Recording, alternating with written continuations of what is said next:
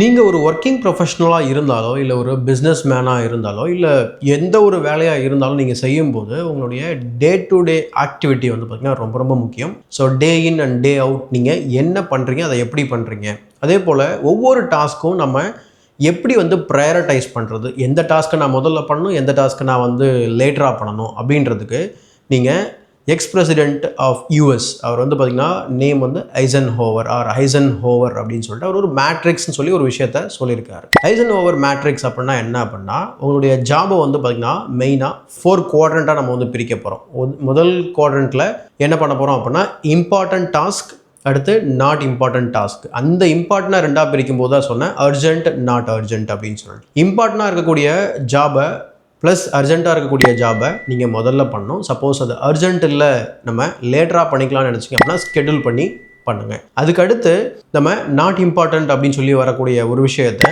அங்கே நீங்கள் யாரையாவது வச்சு அந்த வேலையை ட்ரை பண்ணணும். அதாவது someone else has to delegate அப்படின்னு சொல்லி சொல்லுவாங்க. அதுக்கப்புறம் இன்னொன்று வந்து பார்த்திங்கன்னா முக்கியமாகவும் இல்லை அர்ஜென்ட்டும் இல்லை அப்படின்னா அந்த வேலையை பார்க்காதீங்க அப்படிங்கிறது தான். ஸோ இந்த இன்ட்ரெஸ்டிங்கான ஒரு ஐசன்ஹோவர் மேட்ரிக்ஸ் வந்து பார்த்திங்கன்னா நான் இந்த புக்கை படிக்கும்போது நான் தெரிஞ்சுக்கிட்டேன். ஸோ மென்டல் மாடல்ஸ் அப்படின்னு சொல்லிட்டு பீட்டர் ஹோலின்ஸ் வந்து எழுதுனது. இது போல் 30 மென்டல் மாடல்ஸ் வந்து இதில் கொடுத்துருக்காரு. உங்களுடைய டெசிஷனை வந்து நீங்கள் பெட்டராக எடுக்கிறதுக்கு கண்டிப்பாக வந்து இந்த புத்தகம் உங்களுக்கு ரொம்ப ரொம்ப ஹெல்ப்ஃபுல்லாக இருக்கும். ஸோ இந்த வீடியோ பிடிச்சதா லைக் பண்ணுங்கள், மறக்காமல் தமிழ் புக் கிளப்பை சப்ஸ்கிரைப் பண்ணிவிட்டு மற்றவங்களுக்கு ஷேர் பண்ணுங்கள். இது உங்கள் ஞானத்திற்கான பாதை.